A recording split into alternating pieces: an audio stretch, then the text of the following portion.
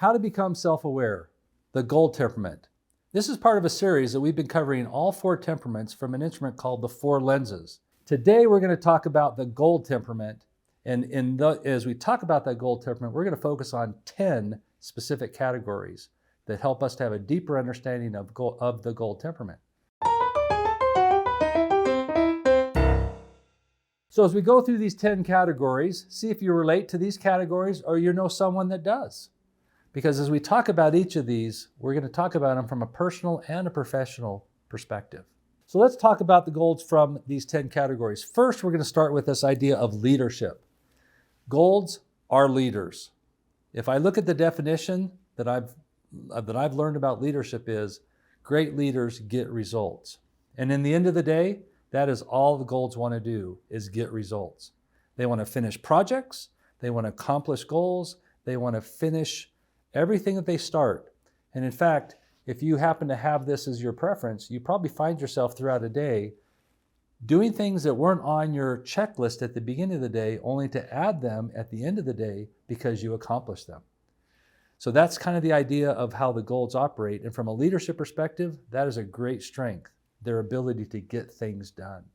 As we talk about work from a gold perspective, what are the jobs that they like? What are things and what do they really enjoy about work? It's funny if I ask somebody who has a gold preference, so when do you have fun? The actual response to that is when all the work's done. And then I follow up with, well, when's all the work done? And they say, never. So what I really find about golds, it doesn't really matter what the job is they're doing.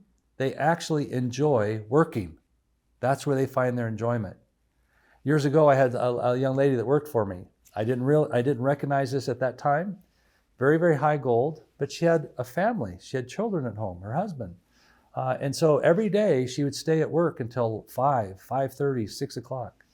And I found it awkward for me because I want to go home, but I'm like, I'm the boss. I can't go home before the employee goes home. So finally one day I'm like, you just need to go home. And she's like, well, I can't go home. And I said, why? She says, because I haven't finished all my work. I'm like, don't worry about it. It'll be here tomorrow. What I didn't realize is that if she didn't finish it then she would take it home and finish it at home. Because that's one of the things the golds do when it comes to work, is they complete their projects and their tasks. So what I learned to value her is say, listen, next Wednesday, I want you to take the afternoon off. So plan your work in such a way that you can take that afternoon off and go home and spend time with your family. Because that's what's important to them, is being able to get the work done. Communication. How do you communicate to a gold or with a gold? Communication is very clear, very concise. You don't come to them with the problem, you come to them with the solution. So as you're looking to communicate with them, communicate very clear, very distinct. Order in sequence is important to this as we're communicating with the gold, that you can't just go randomly here and randomly there. You have to kind of follow this sequence. We're going to do this, then we're going to do this, and we're going to do this. And as you communicate in those kinds of ways from a gold perspective, you'll really value them, and they will then really value you and appreciate the level of communication that you are engaged in with them. So motivation. How do you motivate a gold? What are they motivated by? Well, I'll tell you, let me just read it from what they say, because I think they can put it better. I'm motivated by the desire to fit into a system and earn a place for myself. They love working in systems. If they find themselves in an area where there's no system that they can associate to, they find themselves really struggling. But put them in a system and give them a project or a task to accomplish, they love that, and they're highly motivated to complete that. So how do they motivate them? Keep them in a system. Make sure that they have clearly defined goals, clearly defined objectives, and they will accomplish wonderful things for you. From a value perspective, really what the golds value is originally this idea of order and structure. Some of the other things that they value is tradition. So you'll find golds, they're the ones that actually started the Boy Scouts of America, the PTAs, all of the different clubs and resources that are out there to help build and strengthen society started by golds. That's what they do. They're the ones that are, the guards at the streets at the elementary schools, because they're there to provide that service to the community. They value service, and they value the service that they can give and give back to this idea of humanity. From an education perspective, man, they are the most loved by teachers. There's no temperament that's more loved than the Golds. Why? They do everything the teachers say they're supposed to do. They follow every rule that the teacher puts out in place.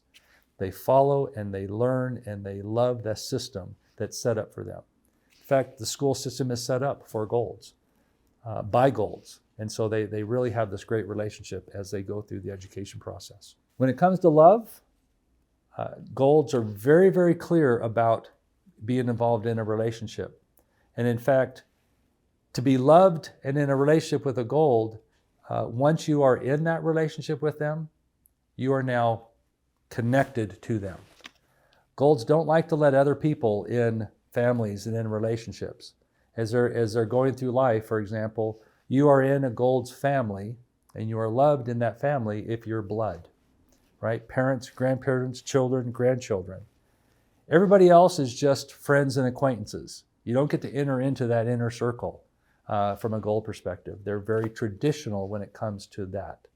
Also in love, from a traditional perspective, they are very clear about roles.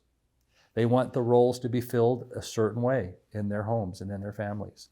And so as you interact with them, or you happen to be involved with somebody from a Gold preference, just know that they have a very clear definition of what love is.